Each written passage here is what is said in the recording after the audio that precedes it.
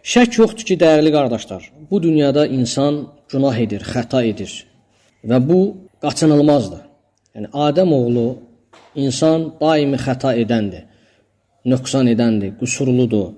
Lakin bunun çıxış yolunu da bizə insana Allah Rəsulu bildiribdir.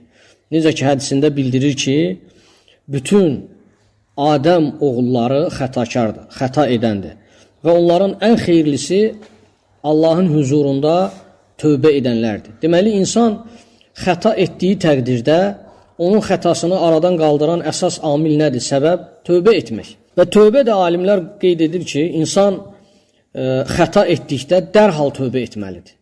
Və bu mühümdür. Çünki insan, əziz qardaşlar, bu həyatda yaşadığı müddətdə xətalara yol verir, nöqsanlara yol verir.